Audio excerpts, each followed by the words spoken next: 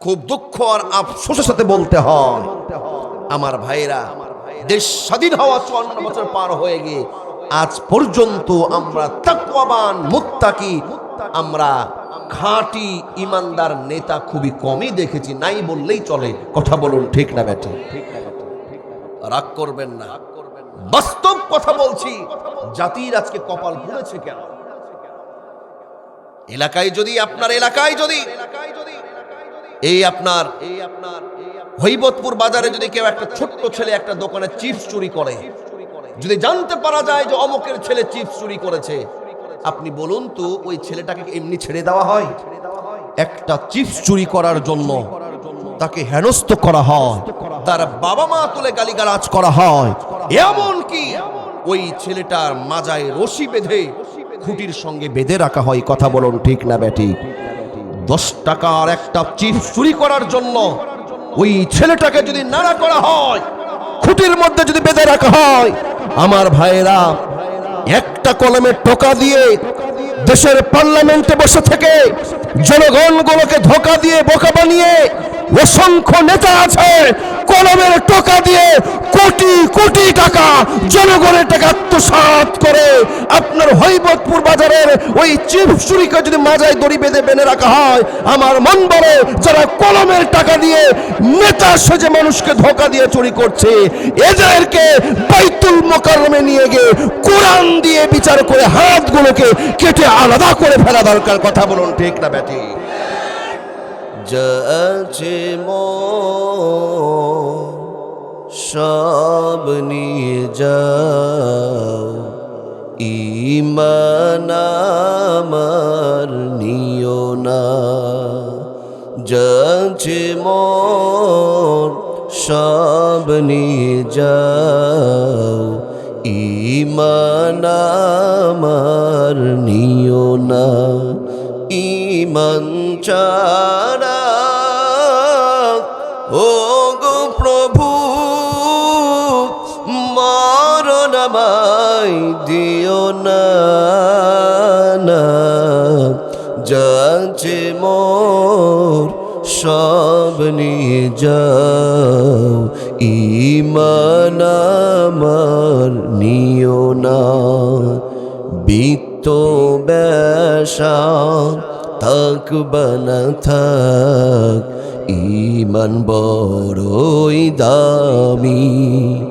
বাড়ি গাড়ি টাকার মালিক, বাড়ি গাড়ি টাকার মালিক, এই জগতে নামি। ঈমান আমল না থাকিলে আল্লাহর কাছে প্রিয় না, যাচ্ছে মোর সব নিয়ে যাও, ঈমান আমার নিও না। যাচ্ছে মোর সব নিয়ে যাও, ঈমান আমার নিও না। ঈমান ছাড়া ও গো প্রভু মরণ আমায় দিও না, যাচ্ছে মোর সব নিয়ে যাও, ঈমান আমার নিও না, ঈমান আমার নিও না, ঈমান আমার নিও না। পড়ুন আমিন, আর একটু মহব্বতের সাথে পড়ি আমিন। সম্মানিত উপস্থিতি, প্রিয় হাজরিন, আজকে আমরা এইখানে যারা উপস্থিত হতে পেরেছি, আমরা খুশি না বেজার? পিছনের ভাইরা আওয়াজ দিলেন না, আপনারা বোধহয় বেজার। পিছনের ভাইরা খুশি যে হুজুর বাইরে এখনো অনেকে বসে থেকে আড্ডা মারছে, আমরা শুধু এসেছি। কপাল পোড়া কি আমরা না ওরা? তাহলে আমাদের কি মন খারাপ করার দরকার আছে? সবাই বলেন তো একযোগে আমরা খুশি কম না বেশি? না, এটা বেশির আওয়াজ না তো। নাটোর জেলা, আপনাদের নাটোরে কি স্টেডিয়াম আছে? এই স্টেডিয়ামে যদি খেলা হয় ফুটবল খেলা, নাটোর জেলার সাথে ধরেন রাজশাহী সদর জেলার যদি খেলা হয়, আপনার জেলার টিম আর আমার জেলার টিম, ধরেন 90 মিনিটের খেলা নাটোর স্টেডিয়ামে খেলা চলছে, 89 মিনিট পার, 90 মিনিটের খেলা চলছে, আর 1 মিনিট পরে খেলা শেষ। কোন দল এখনো গোলের দেখা পায় নাই। 89.5 মিনিটে হঠাৎ করে রাজশাহী জেলাকে আপনার নাটোর জেলা একটা দিল গোল। তখন আপনাদের না অজান্তেই মুখ দিয়ে কিন্তু যখন গোল হয়ে যাবে, আপনারা খুশি কম হবেন না বেশি হবেন? আর বেশি হলে অজান্তে দেখবেন সবার মুখ দিয়ে বের হয়ে যাবে গোল।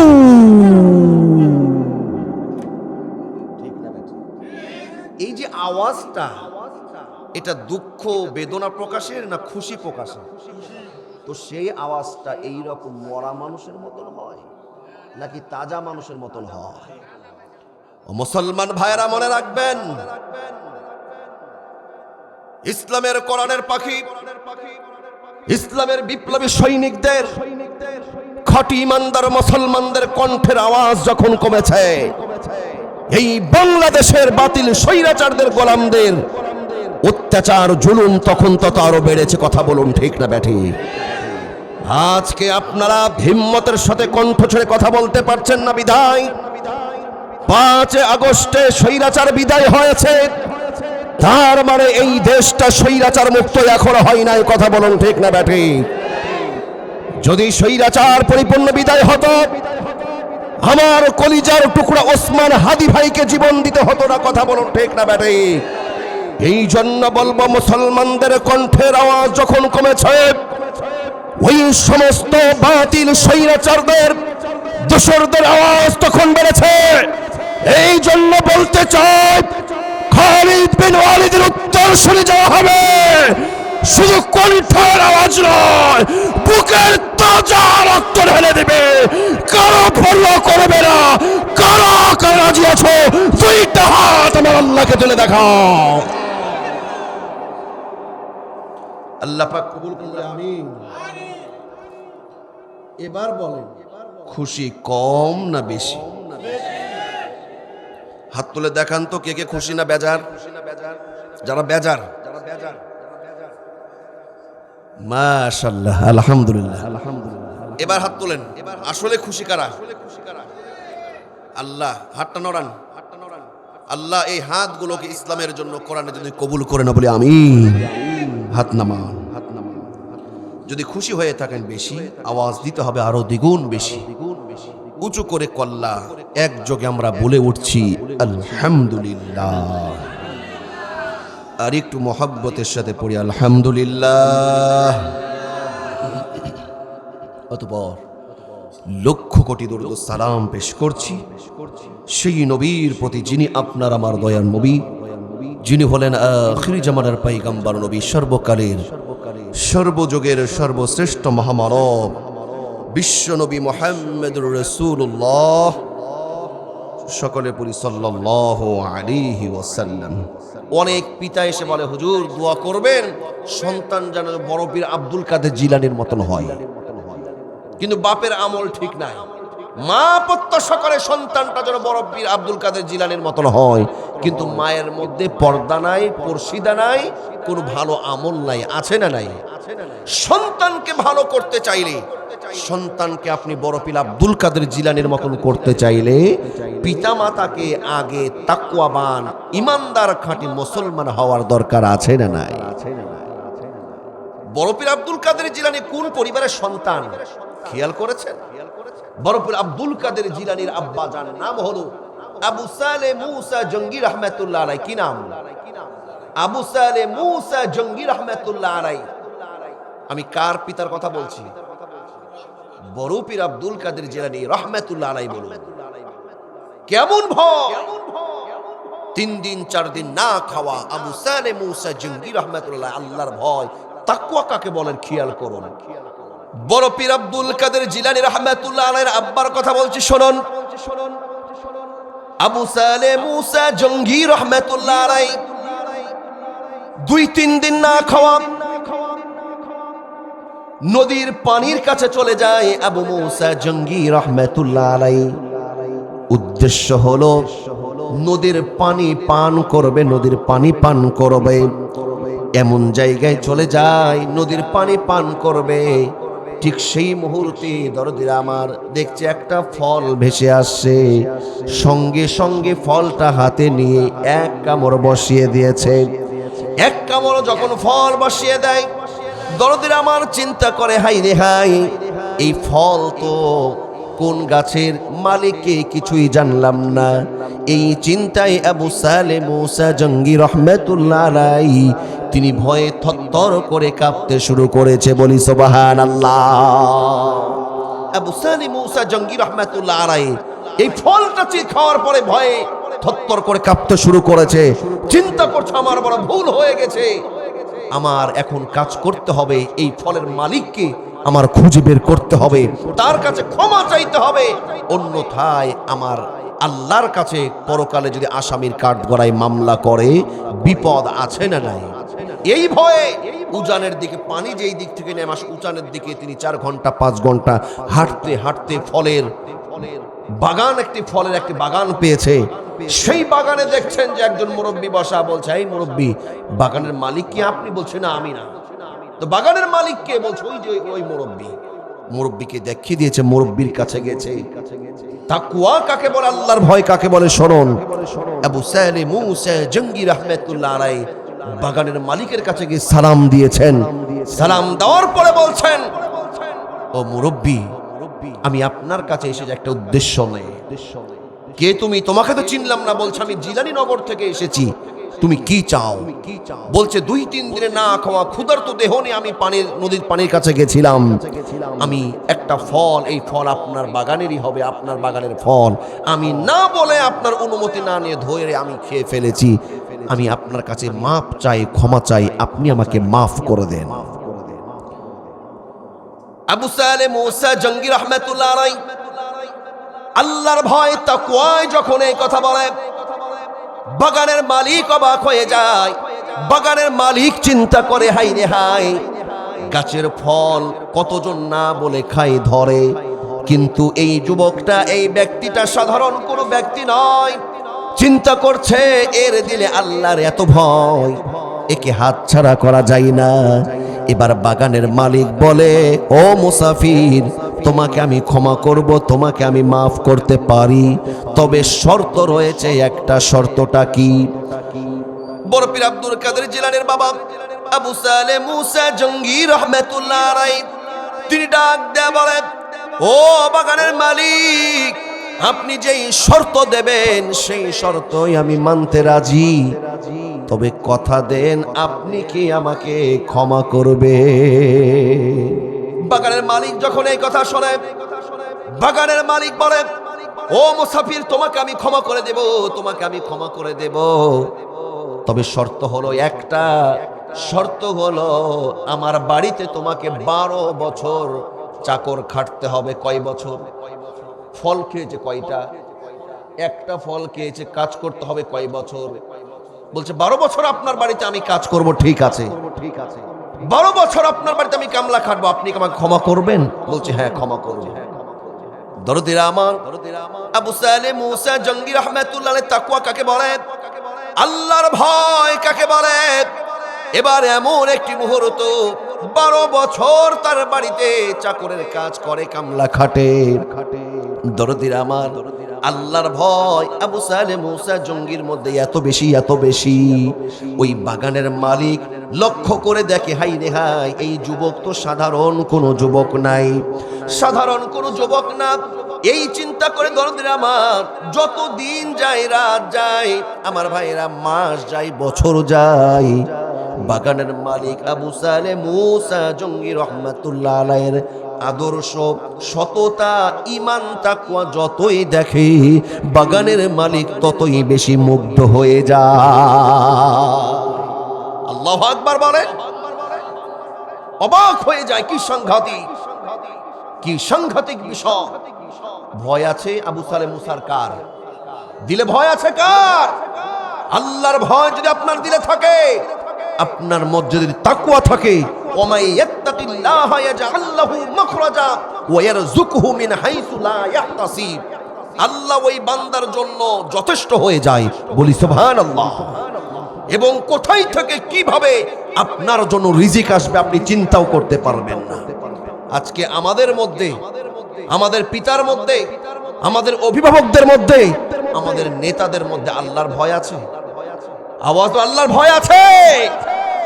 সুযোগ পেলেই যে আমরা পেলেই নেতাদের অবস্থা আমরা দেখেছি, সুযোগ পেলেই যেন কাঁচা রড চাবিয়ে খেয়ে ফেলবে, ইট বালি সিমেন্ট কোনো কিছু রাখবে না, সব মনে হচ্ছে ভাত খাওয়া লাগবে, ওগুলো চাবিয়ে খেয়ে ফেলবে। আমার ভাইরা, আল্লাহর ভয় যদি কারো দিলে থাকে, ইট বালি সিমেন্ট টেন্ডারবাজি করে জনগণের সম্পদ লুণ্ঠন করা তো দূরের কথা, আমার ভাইরা অন্যায় ভাবে কেউ একটা কারো গাছের ফলও ধরতে পারে না। কথা বলুন ঠিক না ব্যাঠি? মনে রাখবেন, আপনার যদি সুযোগ আসে, আপনি নেতা, আপনি অভিভাবক, আপনার সুযোগ আছে যে একটা মিথ্যা সিগনেচার করলে, একটা মিথ্যা কথা বললেই, একটা মিথ্যার আশ্রয় নিলেই আপনি যদি মনে করেন যে আমি কোটি কোটি টাকা আত্মসাৎ করতে পারবো, কিন্তু আপনি যদি সেই কাজটা না করেন, আল্লাহর ভয়ে সেই অন্যায়টাকে দূরে লাঠি মেরে দূরে সরিয়ে দেন, আপনি আল্লাহর ভয়ে অন্যায় পথে 1 লাখ টাকা আপনি গ্রহণ করলেন না। আল্লাহ পাক কোথায় থেকে ওমাইয়াত্তাকিল্লাহা ইয়াজআল লাহু মাখরাজা ওয়া ইয়ারযুকহু মিন হাইসু লা ইয়াহতাসিব, আপনি আল্লাহর জন্য যদি লক্ষ টাকা ছাড়তে পারেন, আমার আল্লাহ কোথায় থেকে আপনাকে কোটি কোটি টাকা আপনাকে আল্লাহ পাক দান করবে, আপনি কল্পনাও করতে পারবেন না। ঠিক না ব্যাঠি? এই জন্য সুযোগ যদি আসে, মিথ্যা কথা বলে বিজনেসম্যান যারা আছেন, ব্যবসায়ী ভাইরা, মিথ্যা কথা বলে ওজনে কম দিয়ে মানুষকে ধোঁকা দেওয়া যাবে? বড় বড় লিডাররা যারা রয়েছে, খুব দুঃখ আর আফসোসের সাথে বলতে হয়, আমার ভাইরা, দেশ স্বাধীন হওয়া 54 বছর পার হয়ে গিয়ে আজ পর্যন্ত আমরা তাকওয়াবান মুত্তাকি, আমরা খাঁটি ইমানদার নেতা খুবই কমই দেখেছি, নাই বললেই চলে। কথা বলুন ঠিক না ব্যাঠি? রাগ করবেন না, বাস্তব কথা বলছি। জাতির আজকে কপাল পুড়েছে কেন?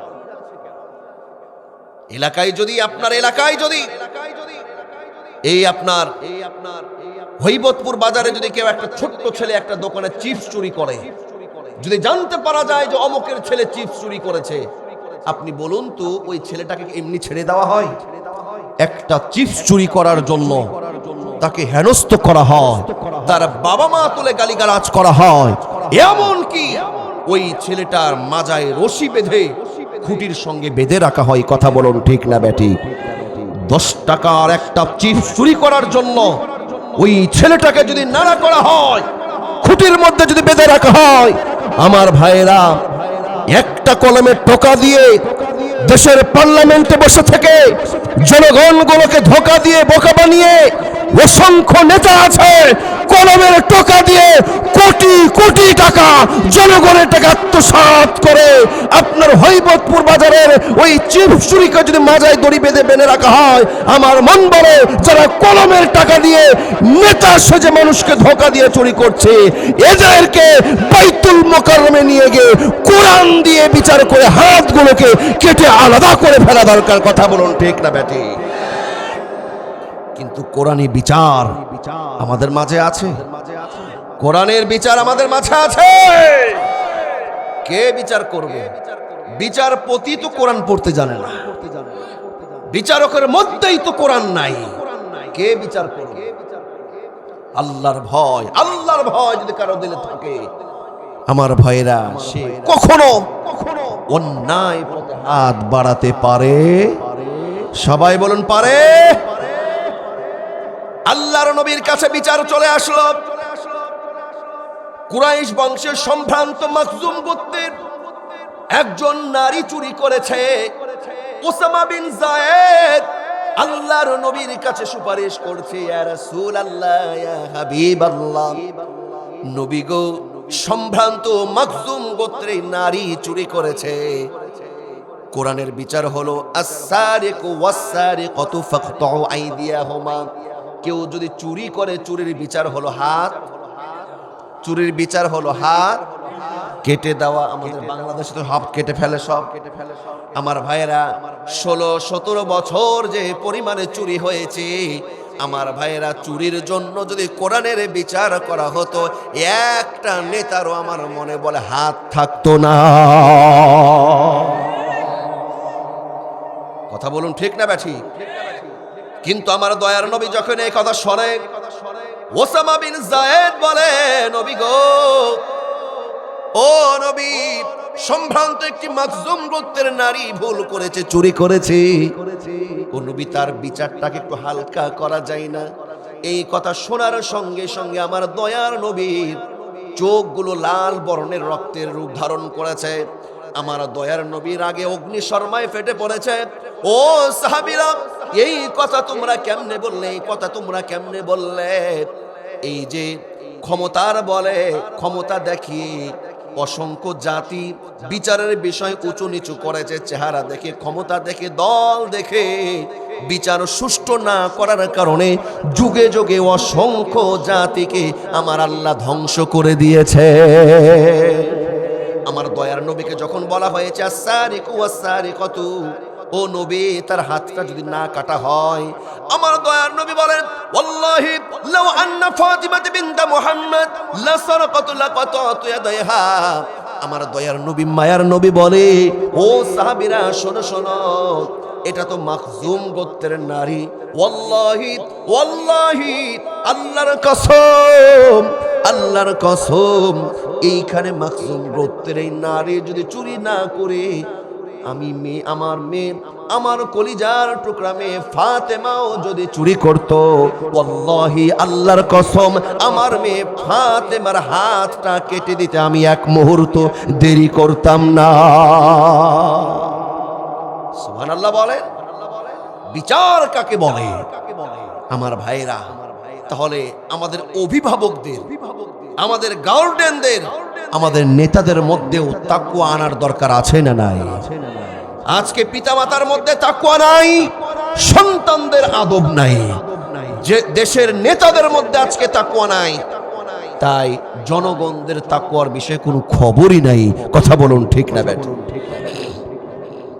আবু সালেহ মুসা জঙ্গি রহমাতুল্লাহ আলাইহির কথা বলছিলাম।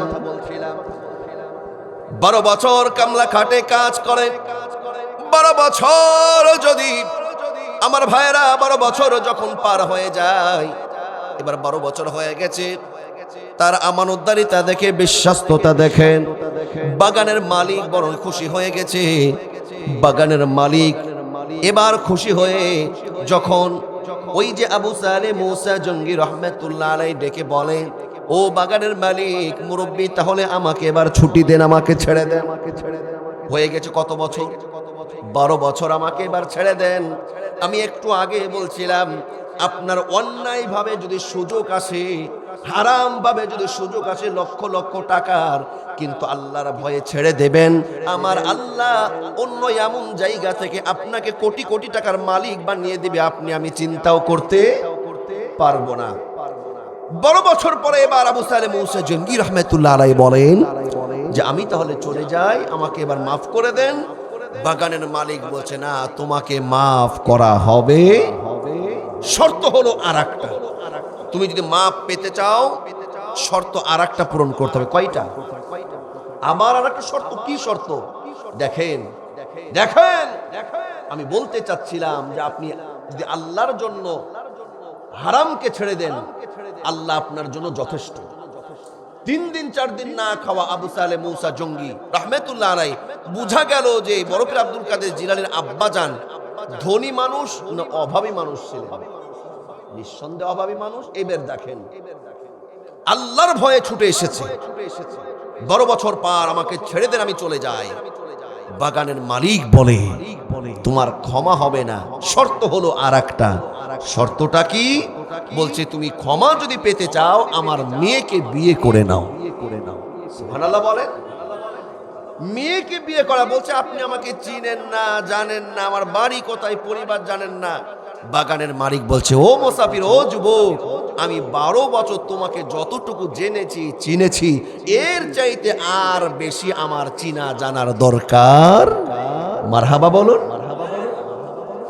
তার কলিজার টুকরা একটি মেয়ে ছিল বাগানের মালিকের, বয়স ছিল তার 6 বছর। কত বছর? আর আবু সালেহ মুসা জঙ্গি রহমাতুল্লাহ আলাইহি কামলা খাটলেন, কাজ করলেন কয় বছর? 12 আর 6 হয়ে গেল কত? 18। মেয়ের উপযুক্ত বয়সের জন্য অপেক্ষা করছিলেন। এবার বলছে, আমার মেয়েকে তুমি বিয়ে করবে? বলছে, আপনার মেয়েকে আমার বিয়ে করতে হবে? বলছে, হ্যাঁ, তুমি আমার মেয়েকে যদি বিয়ে করো তবে তুমি ক্ষমা পাবে। বলছে, অন্যথায় ক্ষমা করবেন না? বলছে, না, যদি বিয়ে করো তবে ক্ষমা পাবে। বলছে, আমি ক্ষমা পাওয়ার জন্য আপনার মেয়েকেও আমি বিয়ে করতে রাজি, বিয়ে করব।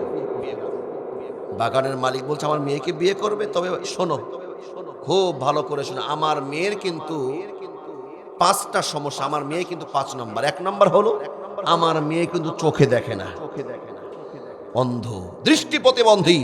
আমার মেয়ে চোখে দেখে না, আমার মেয়ে কানে শোনে না, আমার মেয়ে মুখে বলে না, মানে বোবা, আমার মেয়ে পায়ে হাঁটে না, আমার মেয়ে দেখতেও খুব একটা সুন্দর না। এবার বলো, বিয়ে করবে কি করবে না? বলছে, কি সর্বনাশ! ফল খেয়েছে কয়টা, কাজ করলো কয় বছর, আবার বিয়ে করবে 1 নম্বর মেয়ে না 5 নম্বর? বলছে, আমার মেয়ে চোখে দেখে না, কানে শোনে না, মুখে বলে না, পায়ে হাঁটে না, দেখতেও। আবু সালেহ মুসা জঙ্গি রহমাতুল্লাহ আলাইহি আল্লাহর ভয় কেমন স্মরণ। বাগানের মালিক যখন এই কথা বলেন, আমার মেয়ে মুখে বলে না, চোখে দেখে না, কানে শুনে না, পায়ে হাঁটে না, আমার মেয়ে দেখতেও সুন্দর না, যুবক বলো বলো, তুমি কি বিয়ে করতে চাও? আবু সালেহ মুসা জঙ্গি রহমাতুল্লাহ আলাইহি তিনি বলেন, যেহেতু আপনি আমাকে ক্ষমা করবেন না, আমি ক্ষমা পেতে চাই। ক্ষমা পাওয়ার জন্য আপনার এই অসুস্থ দুর্বল 5 নম্বর মেয়েটাকেই আমি বিয়ে করতে চাই। আল্লাহর ভয় এবার বিয়ে করে ফেললেন। তাকওয়া কাকে বলে, আল্লাহর ভয় কাকে বলে? এবার যখন বিয়ে হয়ে গেল, বিয়ে হয়ে যাওয়ার পরে বাসর ঘরে আবু সালেহ মুসা জঙ্গি রহমাতুল্লাহ আলাইহির মা জননী, এবার মা জননী যখন পায়ে হেঁটে হেঁটে এসে সালাম দেয়, আসসালামু আলাইকুম ওয়া রাহমাতুল্লাহি ওয়া বারাকাতুহু। বড় পীর আব্দুল কাদের জিলানীর আব্বাজান আবু সালেহ মুসা জঙ্গি রহমাতুল্লাহ আলাইহি সালামের জবাব দিলেন। এবার সালামের যখন জবাব দিলেন, আবু সালেহ মুসা জঙ্গি রহমাতুল্লাহ আলাইহি তিনি যখন দেখছেন যে বাগানের মালিকের কথা একরকম, কিন্তু তার মেয়েটা দেখতে পাচ্ছে ভিন্ন রকম, যখন ডাক দেয় বলে, তুমি কে? এই মেয়েটা বলে, আমি হলাম বাগানের মালিকের মেয়ে। আবু সালেহ মুসা জঙ্গি রহমাতুল্লাহ আলাইহি বলে, তোমার সঙ্গে তো আমার বিয়ে হয় নাই, তোমার বাবা যেই শর্ত দিয়ে আমার সঙ্গে বিয়ে দিয়েছে, বলেছে তুমি নাকি চোখে দেখো না, পায়ে হাঁটো না, মুখে বলো না, কানে শোনো না, কিন্তু আমি সব দেখলাম উল্টো। তুমি মুখ দিয়ে আমাকে সালাম দিলে, চোখ দিয়ে আমাকে দেখলে, তুমি আমার উত্তর কানে শুনলে, পায়ে হেঁটে হেঁটে তুমি ঘরে আসলে, তুমি দেখতেও অপূর্ব পরমা সুন্দরী নারী। আমি বুঝতে পেরেছি তোমার বাবা বাগানের মালিক যেই শর্তে আমার সঙ্গে বিয়ে দিয়েছে, সেই মেয়েটা তুমি না। এই কথা বলে মুসাফির জিলানী নগরের মুসাফির বড় পীর আব্দুল কাদের জিলানীর আব্বাজান আবু সালেহ মুসা জঙ্গি রহমাতুল্লাহ আলাইহি তিনি এই কথা বলে এক দৌড় দেওয়া শুরু করেছেন। ডাক দেয়া বলে, তার স্ত্রী ডাক দেয়া বলে, ও মুসাফির, ও মুসাফির, আপনি যাবেন না, আপনি যাবেন না, আমি হলাম আপনার স্ত্রী, আমি আপনার স্ত্রী। আমার বাবা যেই কথা বলেছে, আমার বাবার কথাটাও সত্য, আমার বাবার কথাটাও সত্য। আমি মুখ আছে তাও কথা বলি, আমার বাবা বলেছে আমি কথা বলি না, কিন্তু মুখ থেকেও আমার আব্বা বলেছে আমি বোবা, চোখ থাকতেও বলেছে অন্ধ, কান থাকতেও বলেছে বহারা, পা থাকতেও বলেছে আমি পায়ে হাঁটি না, আমি দেখতে সুন্দরী, তারপরে আমার বাবা বলেছে আমি অসুন্দরী। তার কারণ আমার বাবার কথাটাও সত্য, আমি দেখতেও সুন্দর, সব কিছু পরিপূর্ণ, এই কথাটাও সত্য বলি সুবহানাল্লাহ। একটু ভেজাল পেয়ে গেল না যে এটাও সত্য বলছে? হ্যাঁ। তো কিভাবে? তো বলছে বাগানের মালিক এবার মুরব্বি ডাক দিয়ে বলছে, ও মুসাফির, আমার মেয়ে 5 নম্বর নয়, আমার মেয়ে হলো খাঁটি 1 নম্বর, বলি সুবহানাল্লাহ। এটাই হলো আমার মেয়ে। আমি বলেছি যে আমার মেয়ে চোখে দেখে না, তার কারণ আমার মেয়েটা সাবালিকা হওয়ার পর থেকে আমার মেয়ে এই চোখ দিয়ে কোনো পর পুরুষকে দেখে নাই, বিধায় চোখ থাকতেও আমি বলেছি আমার মেয়ের চোখ নাই। তার কারণ আমার মেয়ে উপযুক্ত সাবালিকা বয়স হওয়ার পর থেকে আমার মেয়ে এই মুখ দিয়ে অন্য কোনো পর পুরুষের সঙ্গে কথা বলে। আমার মেয়ে সাবালিকা হওয়ার পর থেকে তার কান দিয়ে অন্য কোনো পর পুরুষের কোনো কথা শোনে নাই। আমার মেয়ে উপযুক্ত বয়স হওয়ার পর থেকে আজও পর্যন্ত এই পা দিয়ে কোনো অন্যায় পথে যাই নাই। আমার মেয়ে দেখতে সুন্দর, অপূর্ব পরমা সুন্দরী হওয়ার পরেও অন্য কোনো পর পুরুষ আমার মেয়ের সৌন্দর্যটাকে দেখে নাই। এই জন্য আমি বলেছি যে আমার মেয়ের এই যোগ্যতাগুলো থাকার পরেও নাই। ও যুবক, তুমি যেমন তাকওয়াবান মুমিন মুসলমান হিসাবে 1 নম্বর, আমার মেয়েটাও হলো খাঁটি 1 নম্বর। এই হলো উপযুক্ত তোমার স্ত্রী হওয়ার যোগ্যতা রাখে। আমার মেয়েটাকে নাও তুমি স্ত্রী হিসেবে নিয়ে যাও, বলি সুবহানাল্লাহ। চোখ থাকতেও অন্ধ, মুখ থাকতেও বোবা, পা থাকতেও ন্যাংরা খোড়া। আমার ভাইরা, এই মেয়েটা, এই মাটা কার মা? বড় পীর আব্দুল কাদের জিলানী রহমাতুল্লাহ আলাইহির মা জননী, বলি না সুবহানাল্লাহ। এই রকম মেয়ে তো আমাদের ঘরে ঘরে, তাই না? এই রকম এখন ঘরে, প্রত্যেকটা ঘরে ঘরে আমাদের এই রকম মেয়ে। তো আওয়াজ দে বলুন। আজকে আমার ভাইরা অত্যন্ত দুঃখজনক হলো সত্য, আমার ভাইরা আজকে মা বোনরা প্রত্যাশা করে সন্তান যেন বড় আলেম হয়, জগৎ বিখ্যাত আলেম হয়, স্বপ্ন দেখে সন্তানটা যেন বড় পীর আব্দুল কাদের জিলানীর মতন হয়। আর মায়ের পিঠ খালি, বুক খালি, পর্দা নাই, আকীদা ঠিক নাই, আছে না নাই? ও মায়েরা বোনেরা, আপনারা হলেন সন্তান তৈরি করার ফ্যাক্টরি। এই পেট যতটা পর্দার মধ্যে থাকবে, একজন মা যতটা পর্দা পর্শিদার মধ্যে থাকবে, সেই গর্ভ থেকে ততটা নেককার পরেজগার সন্তান পৃথিবীর মুখ দেখবে। কথা বলুন, ঠিক না ব্যাটি?